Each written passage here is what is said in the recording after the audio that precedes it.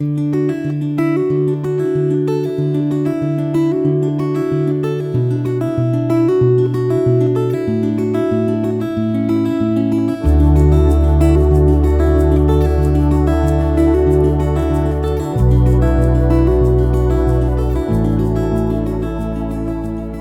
reading begins in Leviticus, chapter 24, starting in verse 1. The Lord spoke to Moses, saying, Command the children of Israel that they bring to you pure olive oil beaten for the light, to cause a lamp to burn continually. Outside of the veil of the testimony, in the tent of meeting, Aaron shall keep it in order from evening to morning before the Lord continually. It shall be a statute forever throughout your generations. He shall keep in order the lamps on the pure gold lampstand before the Lord continually. You shall take fine flour, and bake 12 cakes of it. 2/10 of an ephah shall be in one cake. You shall set them in 2 rows, 6 on a row, on the pure gold table before the Lord. You shall put pure frankincense on each row, that it may be to the bread for a memorial, even an offering made by fire to the Lord. Every Sabbath day he shall set it in order before the Lord continually. It is an everlasting covenant on the behalf of the children of Israel. It shall be for Aaron and his sons. They shall eat it in a holy place, for it is most holy to him of the offerings of the Lord made by fire, for a perpetual statute. The son of an Israelite woman, whose father was an Egyptian, went out amongst the children of Israel, and the son of the Israelite woman and a man of Israel strove together in the camp. The son of the Israelite woman blasphemed the name, and cursed, and they brought him to Moses. His mother's name was Shelomith, the daughter of Dibri, of the tribe of Dan. They put him in custody until the Lord's will should be declared to them. The Lord spoke to Moses, saying, Bring him who cursed out of the camp, and let all who heard him lay their hands on his head, and let all the congregation stone him. You shall speak to the children of Israel, saying, Whoever curses his God shall bear his sin. He who blasphemes the Lord's name, he shall surely be put to death. All the congregation shall certainly stone him. The foreigner as well as the native born shall be put to death when he blasphemes the name. He who strikes any man mortally shall surely be put to death. He who strikes an animal mortally shall make it good, life for life. If anyone injures his neighbor, it shall be done to him as he has done, fracture for fracture, eye for eye, tooth for tooth. It shall be done to him as he has injured someone. He who kills an animal shall make it good, and he who kills a man shall be put to death. You shall have one kind of law for the foreigner as well as the native born, for I am the Lord your God. Moses spoke to the children of Israel, and they brought him who had cursed out of the camp, and stoned him with stones. The children of Israel did as the Lord commanded Moses. The Lord said to Moses on Mount Sinai, Speak to the children of Israel, and tell them, When you come into the land which I give you, then the land shall keep a Sabbath to the Lord. You shall sow your field 6 years, and you shall prune your vineyard 6 years, and gather in its fruits. But in the 7th year there shall be a Sabbath of solemn rest for the land, a Sabbath to the Lord. You shall not sow your field or prune your vineyard. What grows of itself in your harvest you shall not reap, and you shall not gather the grapes of your undressed vine. It shall be a year of solemn rest for the land. The Sabbath of the land shall be for food for you, for yourself, for your servant, for your maid, for your hired servant, and for your stranger, who lives as a foreigner with you. For your livestock also, and for the animals that are in your land, shall all its increase be for food. You shall count off 7 Sabbaths of years, 7 times 7 years, and there shall be to you the days of 7 Sabbaths of years, even 49 years. Then you shall sound the loud trumpet on the 10th day of the 7th month. On the day of atonement you shall sound the trumpet throughout all your land. You shall make the 50th year holy, and proclaim liberty throughout the land to all its inhabitants. It shall be a jubilee to you, and each of you shall return to his own property, and each of you shall return to his family. That 50th year shall be a jubilee to you. In it you shall not sow, neither reap that which grows of itself, nor gather from the undressed vines. For it is a jubilee, it shall be holy to you. You shall eat of its increase out of the field. In this year of Jubilee, each of you shall return to his property. If you sell anything to your neighbor, or buy from your neighbor, you shall not wrong one another. According to the number of years after the Jubilee, you shall buy from your neighbor. According to the number of years of the crops, he shall sell to you. According to the length of the years, you shall increase its price, and according to the shortness of the years, you shall diminish its price, for he is selling the number of the crops to you. You shall not wrong one another, but you shall fear your God, for I am the Lord your God. Therefore you shall do my statutes, and keep my ordinances, and do them, and you shall dwell in the land in safety. The land shall yield its fruit, and you shall eat your fill, and dwell therein in safety. If you said, What shall we eat the 7th year? Behold, we shall not sow, nor gather in our increase. Then I will command my blessing on you in the 6th year, and it shall bear fruit for the 3 years. You shall sow the 8th year, and eat of the fruits from the old store until the 9th year. Until its fruits come in, you shall eat the old store. The land shall not be sold in perpetuity, for the land is mine, for you are strangers, and live as foreigners with me. In all the land of your possession you shall grant a redemption for the land. If your brother becomes poor, and sells some of his possessions, then his kinsman who is next to him shall come, and redeem that which his brother has sold.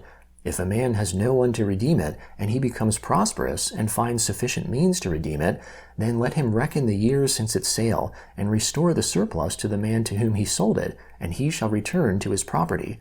But if he isn't able to get it back for himself, then what he has sold shall remain in the hand of him who has bought it, until the year of Jubilee. In the Jubilee it shall be released, and he shall return to his property. If a man sells a dwelling in a walled city, then he may redeem it within a whole year after it has been sold. For a full year he shall have the right of redemption. If it isn't redeemed within the space of a full year, then the house that is in the walled city shall be made sure in perpetuity to him who bought it, throughout his generations. It shall not be released in the Jubilee. But the house of the villages which have no wall around them shall be accounted for with the fields of the country. They may be redeemed, and they shall be released in the Jubilee. Nevertheless, in the cities of the Levites may redeem the houses in the cities of their possession at any time. The Levites may redeem the house that was sold, and the city of his possession, and it shall be released in the Jubilee, for the houses of the cities of the Levites are their possession amongst the children of Israel. But the field of the pasture lands of their cities may not be sold, for it is their perpetual possession. If your brother has become poor, and his hand can't support himself amongst you, then you shall uphold him. He shall live with you like an alien and a temporary resident. Take no interest from him or profit, but fear your God, that your brother may live amongst you. You shall not lend him your money at interest, nor give him your food for profit. I am the Lord your God, who brought you out of the land of Egypt, to give you the land of Canaan, and to be your God. If your brother has grown poor amongst you, and sells himself to you, you shall not make him to serve as a slave. As a hired servant and as a temporary resident, he shall be with you. He shall serve with you until the year of Jubilee. Then he shall go out from you, he and his children with him, and shall return to his own family, and to the possession of his fathers. For they are my servants, whom I brought out of the land of Egypt. They shall not be sold as slaves. You shall not rule over him with harshness, but shall fear your God. As for your male and your female slaves, whom you may have from the nations that are around you, from them you may buy male and female slaves. Moreover, of the children of the aliens who live amongst you, of them you may buy, and of their families who are with you, which they have conceived in your land, and they will be your property. You may make them an inheritance for your children after you, to hold for a possession. Of them you may take your slaves forever, but over your brothers, the children of Israel, you shall not rule, one over another, with harshness. The Gospel of Mark, chapter 10, starting in verse 13. They were bringing to him, that is, Jesus, little children, that he should touch them, but the disciples rebuked those who were bringing them. But when Jesus saw it, he was moved with indignation, and said to them, Allow the little children to come to me. Don't forbid them, for God's kingdom belongs to such as these. Most certainly I tell you, whoever will not receive God's kingdom like a little child, he will in no way enter into it. He took them in his arms and blessed them, laying his hands on them. As he was going out into the way, one ran to him, knelt before him, and asked him, Good teacher, what shall I do that I may inherit eternal life? Jesus said to him, Why do you call me good? No one is good except one, God. You know the commandments. Do not murder. Do not commit adultery. Do not steal. Do not give false testimony. Do not defraud. Honor your father and mother. He said to him, Teacher, I have observed all these things from my youth. Jesus, looking at him, loved him, and said to him, One thing you lack. Go, sell whatever you have, and give to the poor, and you will have treasure in heaven. And come, follow me, taking up the cross. But his face fell at that saying, and he went away sorrowful, for he was one who had great possessions. Jesus looked around and said to his disciples, "How difficult it is for those who have riches to enter into God's kingdom." The disciples were amazed at his words.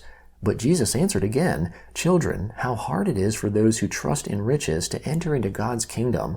It is easier for a camel to go through a needle's eye than for a rich man to enter into God's kingdom." They were exceedingly astonished, saying to him, "Then who can be saved?" Jesus, looking at them, said, "With man it is impossible, but not with God, for all things are possible with God." Peter began to tell him, "Behold, we have left all and have followed you." Jesus said, "Most certainly I tell you, there is no one who has left house, or brothers, or sisters, or father, or mother, or wife, or children, or land, for my sake, and for the sake of the good news, but he will receive 100 times more now in this time, houses, brothers, sisters, mothers, children, and land, with persecutions, and in the age to come eternal life. But many who are first will be last, and the last first." Psalm 44, beginning in verse 9. "But now you rejected us and brought us to dishonor, and don't go out with our armies. You make us turn back from the adversary. Those who hate us take plunder for themselves. You have made us like sheep for food, and have scattered us amongst the nations. You sell your people for nothing, and have gained nothing from their sale. You make us a reproach to our neighbors, a scoffing and a derision to those who are around us. You make us a byword amongst the nations, a shaking of the head amongst the peoples. All day long my dishonor is before me, and shame covers my face, at the taunt of one who reproaches and verbally abuses, because of the enemy and the avenger. All this has come on us, yet we haven't forgotten you. We haven't been false to your covenant. Our heart has not turned back, neither have our steps strayed from your path, though you have crushed us in the haunt of jackals, and covered us with the shadow of death. If we have forgotten the name of our God, or spread out our hands to a strange God, won't God search this out? For he knows the secrets of the heart. Yes, for your sake we are killed all day long. We are regarded as sheep for the slaughter. Wake up! Why do you sleep, Lord? Arise! Don't reject us forever. Why do you hide your face and forget our affliction and our oppression? For our soul is bowed down to the dust. Our body clings to the earth. Rise up to help us. Redeem us for your loving kindness' sake. Proverbs chapter 10, beginning in verse 20. The tongue of the righteous is like choice silver. The heart of the wicked is of little worth. The lips of the righteous feed many, but the foolish die for lack of understanding.